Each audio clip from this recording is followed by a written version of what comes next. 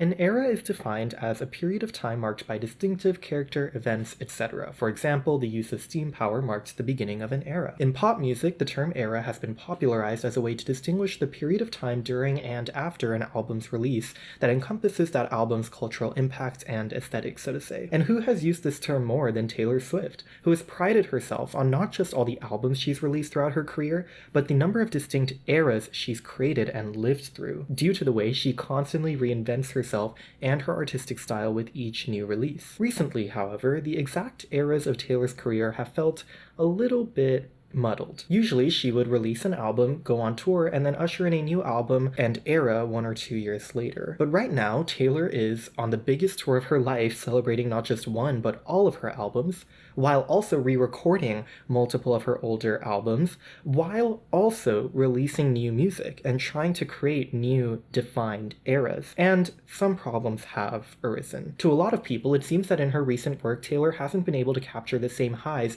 of her earlier eras like Folklore, Reputation, 1989, etc. Those albums shifted ground for her and saw a clear evolution and reinvention in her artistry that genuinely shook the public for a while, transcending them from albums to eras. Meanwhile, while her recent albums have received critical praise and incredible success on the charts, many people see them as Taylor slipping into a monotonous style of production and songwriting that isn't really doing anything new for her artistically. So what's going on? Is she going to have another massive shift in her artistry soon? Another groundbreaking, decade-defining era? Or has she really stopped trying to reinvent herself? Before we continue, let me make something very clear right now. If you clicked on this video to see me bash on the Tortured Poets Department or Midnight's or any of her work in that regard, that's not what we're doing here. Take one look at my channel and you'll see how much of a Swiftie I am. What we are doing in this video is analyzing, constructively criticizing, and speculating. I'm actually one of the few people who really liked the Tortured Poets Department, and I continue to revisit both that and Midnight's pretty regularly because they have a lot of great songs that I love. I like Taylor Swift's music. And more than anything, these albums definitely were not flops, as many people like to claim. In fact, these are probably the most successful albums of her whole career, commercially. Swiftologist recently put out a great video talking about the Tortured Poets Department's success on the charts, so you can watch that if you want to learn more. But in my personal humble opinion, while these are good albums, they don't really feel like solid eras, at least on the same level as some of her past eras. So what I thought would be a way to answer this question of why Taylor seems to have made this shift in her artistry, or if there even is a shift, is by taking a brief stroll through Taylor's entire discography and looking at all of her eras. There's a pretty noticeable trend with when she chooses to reinvent herself that has changed quite significantly in recent years, and this could be due to a variety of things, like maybe she's stretching herself thin, or her sheer unprecedented level of fame, all of which we will get to in the video. But looking at this trend could say something about where she's headed next. So let's start by walking through Taylor Swift's entire discography very briefly, and I will try to keep this brief. I mean, I could do a whole video on any of these albums, but for now, I'm just going to give a brief overview of the movement from era to era. Debut. Oh Good Old Debut, a pure, heartfelt country album through and through. A lot of the songs center around being young and in love, trying to fit in. I mean, she wrote quite a few of these when she was like just 13 or 14, and you can really feel that youthful energy here. Then we get Fearless, which immediately solidified Taylor's place in the music industry, both as a country singer and a songwriter. For an album released more than 15 years ago, this has some of her biggest hits that are still played to this day, and this really evolved and solidified her country pop sound. This album also has much more of a story to it, with a lot of songs centered once again around being young and in love, but from the perspective of seeing love as a fantasy and being naive. Taylor really began to build a story for her artistry and songwriting that a ton of people could really relate to and latch onto. Speak Now is the first album Taylor wrote entirely by herself, and I would say that it's more mature than Fearless, with more songs about growing up, adjusting to the real world, and being taken advantage of, kind of like the evolution from Sour to Guts that I talked about in another video on my channel if you want to go watch that. While these songs aren't necessarily her biggest hits, I think Speak Now is definitely a fan favorite album, with songs like Enchanted and Long Live being all-time classics among Swifties. Red sees a further evolution of the country pop sound, beginning to lean more into the pop side. Lyrically, this album is much more emotional and heartfelt than anything before. I mean, she really let loose with the rage on some of these songs, the betrayal, the heartbreak, and that has made for some really powerful songs that remain classics to this day, like I knew you were trouble, and we are never ever getting back together. This era was also much more hipstery than anything before. I mean, just watch some of these music videos and you'll see what I mean. But once again, that change made it stand out to the public. But seemingly out of nowhere, Taylor completely reinvented herself with 1989, her first album going all the way into pop. And it wasn't completely out of the nowhere, we'll talk about that. But this was the shit. I don't know anyone who doesn't know at least one song from this album. Blank Space, Shake It Off, Style, Out of the Woods, Bad Blood. I mean, this was just banger after banger. Easily one of the most defining eras of her whole career. But then, everything changed when the Fire Nation attacked. But then everything changed when she didn't release an album in 2016 as expected, and she pretty much disappeared entirely from the public eye. For many people, this seems like the end of Taylor Swift. 'Cause she's dead. Oh, never mind, she's back. Reputation was a comeback era more than anything, lending itself to another reinvention. I mean, the headline for the era was literally saying that the old Taylor is dead. Like, it doesn't get better than this. While still leaning heavy into pop, this album is much more electric with really loud, in-your-face production. It's much more vengeful and quote-unquote badass than any era before, while still being very romantic and heartfelt, as with all of her albums. I honestly will probably do a whole video on this era at some point because it's just so special and it's so impactful even to this day, but I'll leave it at that for now. Lover once again saw a big shift in artistry and the beginning of a brand new era. She kicked it off with the snake bursting into butterflies in the Me music video, signaling a shift away from the vengeful Taylor into more of a dreamy, loving, happier, colorful Taylor. There's still some deep cuts on this album for sure, which again, whole other video, and she still maintained the pop sound, but the songs here are more focused on what it means to love, the fear of being so happy but knowing that could change at any moment, and even some political messages, which was quite new for her as well. Unfortunately, the Lover era was cut short by COVID, but that gave us Folklore, another massive reinvention for Taylor, really the biggest reinvention since 1989. The way she kind of ditched country then, she pretty much ditched the heavy pop sound of her last 3 albums for a more acoustic fireplace sound, and you can really see the change most prominently in her lyrics, where she went from these pretty standard songs about relationships and love to these more poetic, metaphorical, flowery songs about escapism, grief, affairs. Folklore was a first for Taylor in many different ways. This was her first time dropping an album without any promotion or build-up beforehand. Her first time writing songs about made-up fictional characters instead of just her own life. Her first time working this closely with Aaron Dessner, which is literally a match made in heaven. This was just groundbreaking, and for that reason, it really caught people's attention. I think her current unprecedented level of fame can partially, and honestly quite largely, be attributed to this album, because the Lover era saw things start to kind of die down for her, but this picked it all back up and proved to the public that Taylor still had so much more creative work to offer than people thought. Evermore is similar in that regard. It's another surprise album. It's again acoustic,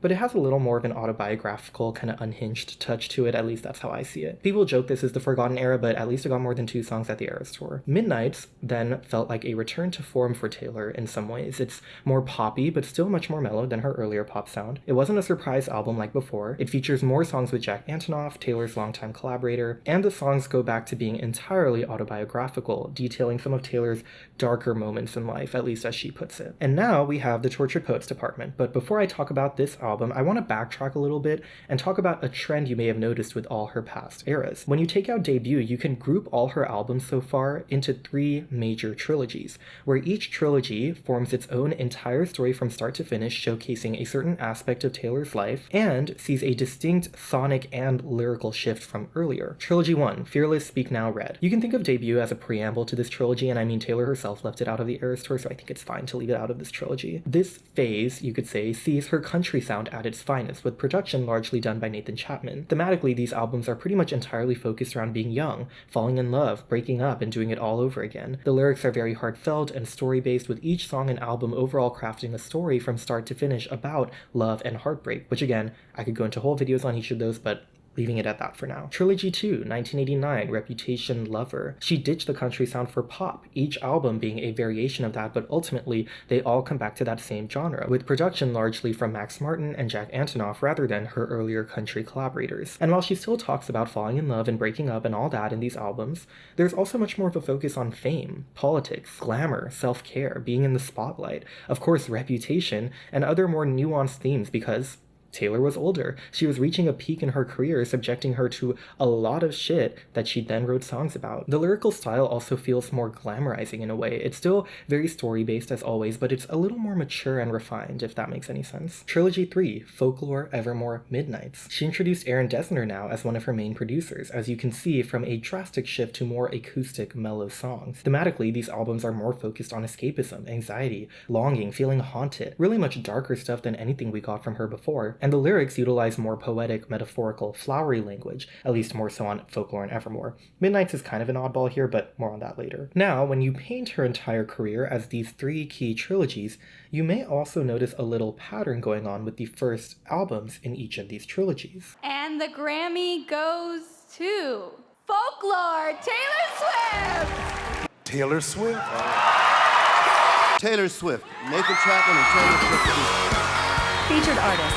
I don't think it's just a coincidence that these three albums in particular won Album of the Year. One obvious theory is that Taylor bribed the Grammy selection committee to make sure she wins Album of the Year every 3 albums, and they happen to miscount with Midnights. Wait, what? But I think the more subtle reason is that these massive reinventions that happened in particular at the start of each trilogy with these 3 albums really caught public attention, garnered tons of critical acclaim, and made for genuinely decade-defining eras that are still talked about to this day. I'm not trying to say the Grammys know best, I mean they certainly have their missteps, but I don't know, if any Taylor albums deserved Album of the Year Grammys, I feel like these 3 kind of make sense. Taylor has always been relevant and popular, but these 3 albums are what truly got people talking about her when it seemed like she was falling off and brought her right back into the limelight. What's even more interesting though is why she chose to do these specific massive reinventions. Looking at the first trilogy, Fearless was only her second album, so it's hard to call this a reinvention per se, but it's definitely a refinement of the debut sound and songwriting to a massive degree, and like I said, it really established Taylor's place in the industry. Now let's look at the end of this trilogy, Red. Red is an album that was actually criticized as being kind of messy and not cohesive, and she took this criticism pretty hard, especially when Red didn't win a Grammy. Random access memories, And she decided she was going to reinvent herself entirely. Maybe they're right. Maybe I did not make the record of my career. Need to fix the problem, which was that I have not been making sonically cohesive albums. And that's how we got 1989. And I don't think Red was a lazy album by any means. I mean, it's in my top 3 personally. It's very emotional, it's very cathartic, but it is kind of divisive among people. I know some who love it and some who don't really care for it. And I think it may have signaled a moment to Taylor that people were getting tired of the country sound and the breakup songs and wanted something new. This is also when she was starting to get a lot of criticism for only writing breakup songs, which, I mean, that's a whole other video, but that may have contributed to why she went a whole new route with 1989. If you haven't realized by now, Taylor Swift has always been incredibly driven by her success. She made this a giant point in the Miss Americana documentary that she has always prided herself on how other people perceive her. For someone who's built their whole belief system on getting people to clap for you, the whole crowd booing is a pretty formative experience. Whether it be at award ceremonies, on the charts, music critics, Taylor constantly plays to what people tell her she's doing good or bad. Now let's fast forward to Lover, which lo and behold is another album that was criticized for being messy and not as well received as some of her other work. Lover has some incredible songs for sure, but it is a long album that does kind of drag in its second half and overall jumps between a lot of different themes and sounds instead of really sticking to one and pushing that forward the way 1989 and Reputation did that make those a little more memorable. I mean, Reputation wasn't that well received at first. The big categories of album, record, song, you are not nominated. But now Swifties and non-Swifties alike largely consider this one of her most memorable and profound albums and eras. Meanwhile, the Lover era kicked off with Me, one of the most universally disliked songs of her whole discography. It's hard to say though whether this criticism was the driving factor for her reinvention with Folklore. I do think a bigger driving factor for that was COVID and lockdown, which pushed her towards this new kind of storytelling. But it's ultimately the same principle here. Taylor is really good at constantly adapting herself and her music to what people are looking for and to her external circumstances. She knows what people want, and she makes that.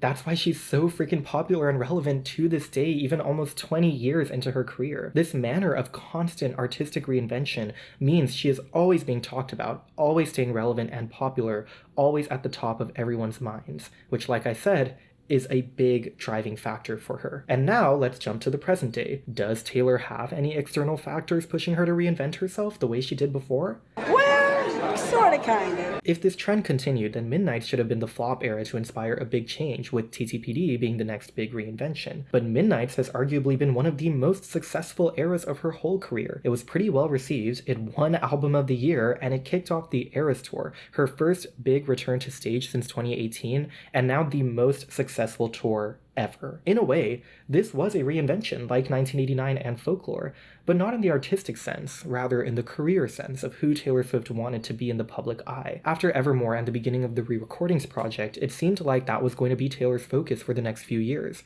re-recording all this old work, putting out a few new songs every now and then from the vault, but largely settling down. Not to say her fame was dying down by any means, but I think with the announcement of Midnights in particular, and with the announcement of her returning to concerts, this was Taylor telling everyone she's not done yet. She was still going to put out new music alongside the re-recordings and everything else going on. She was still working hard, and she was still going to fight for that #1 spot. And it can be debated whether Midnights was doing something new for her artistically or not, but honestly, in the large scheme of her career, that doesn't really matter. Even if it wasn't this huge reinvention like 1989 or Folklore, even if the Midnights era doesn't really exist because it just became about the Eras Tour, this album was a huge success for her because it got people excited about Taylor and talking about her again, the way those other big reinventions did. And now that brings me to talk about everyone's favorite album, The Tortured Poets Department. Now, I did a whole analysis on this project, and most of what I said there still stands. It has really profound lyrics, a good number of incredible songs,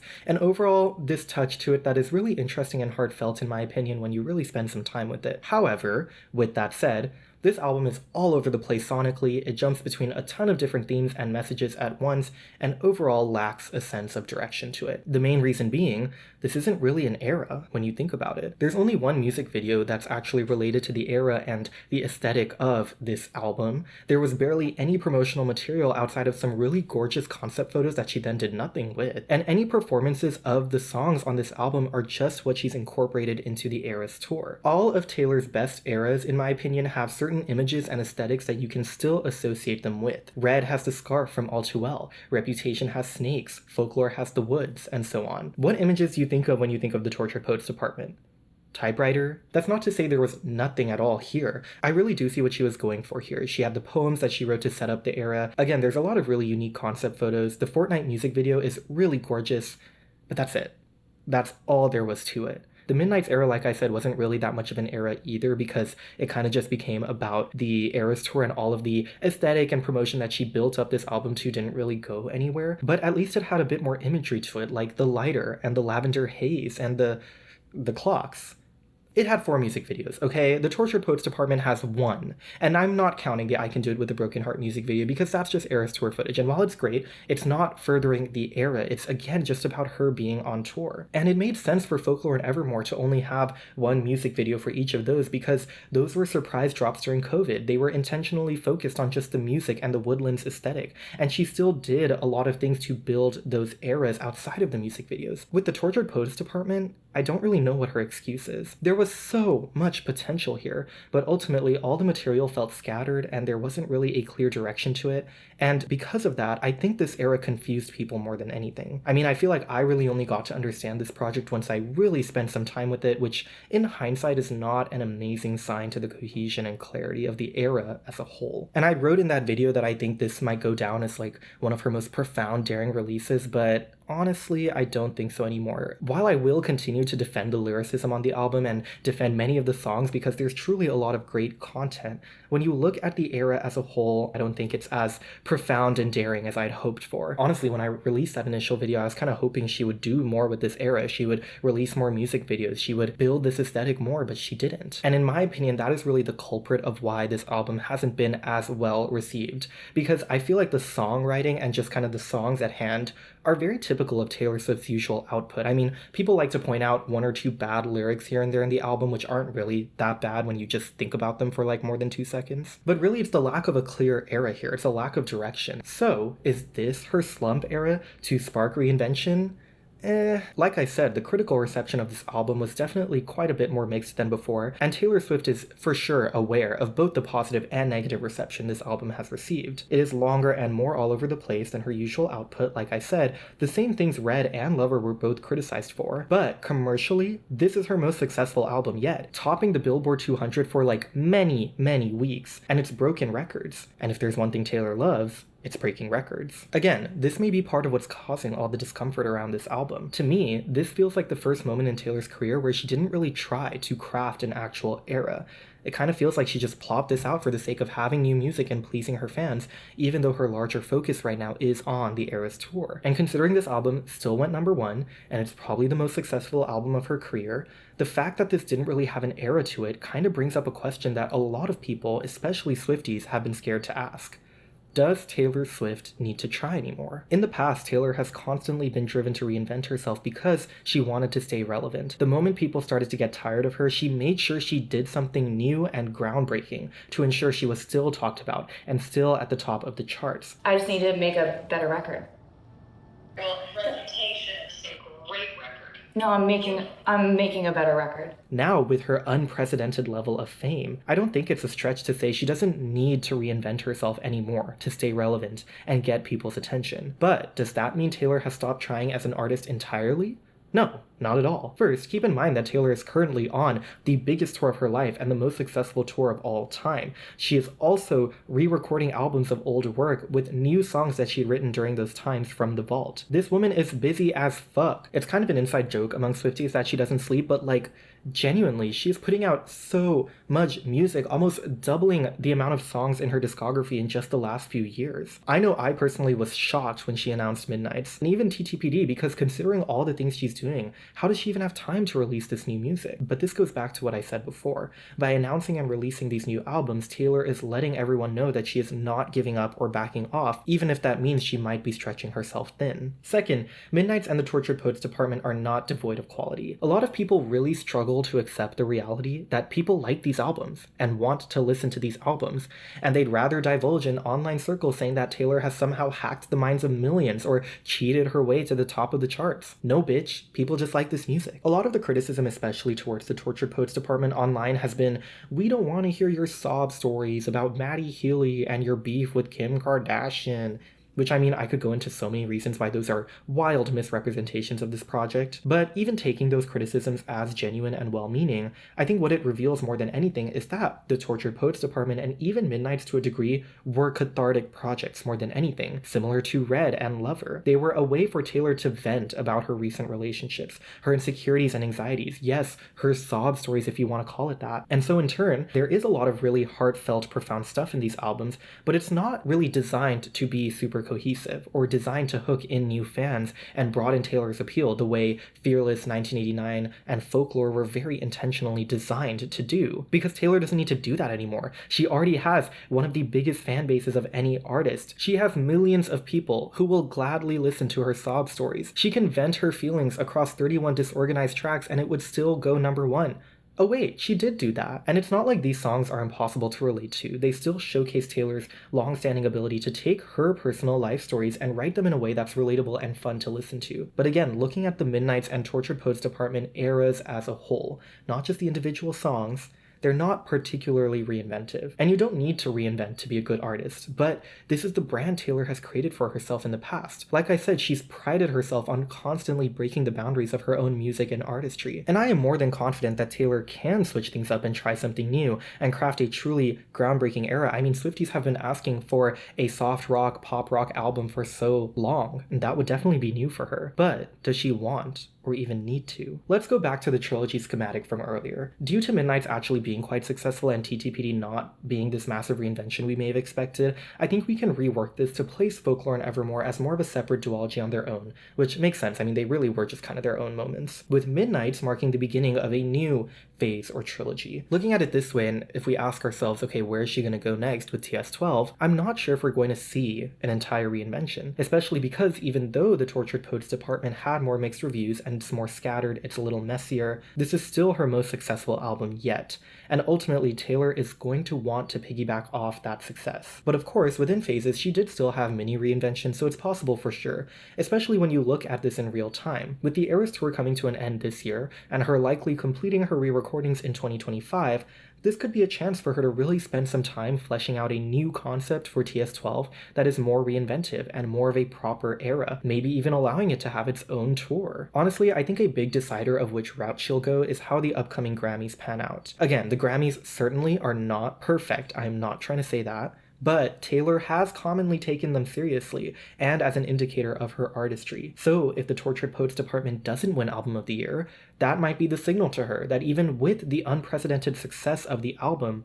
people still want her to mix things up, and she does need to try harder to craft a proper era. But if it does win Album of the Year, giving Taylor her 5th Album of the Year win and 2 in a row for these kinds of mellow synthy sounding albums, why would she change it? I've been talking for a very long time now. What do we make of all this? Artistically, Taylor has had a trend of constantly reinventing herself in the past to stay relevant, with a few really grand reinventions in particular that entirely changed how people perceived her as an artist, songwriter, and performer. In recent years, we got somewhat of a reinvention with Midnights, which really brought Taylor back into the limelight, but it didn't break new ground for her artistically, necessarily. And especially with the release of TTPD, which has a lot of deep, profound stuff, but is ultimately pretty messy and non-cohesive, without a solid era or direction to back up the album, it seems Taylor may have bigger goals for herself than the constant reinvention that drove her in the 2010s. Whether you like it or not, Taylor is building a legacy for herself as one of the biggest global artists to ever live. And building this kind of legacy still takes a lot of work and music and accolades before getting there.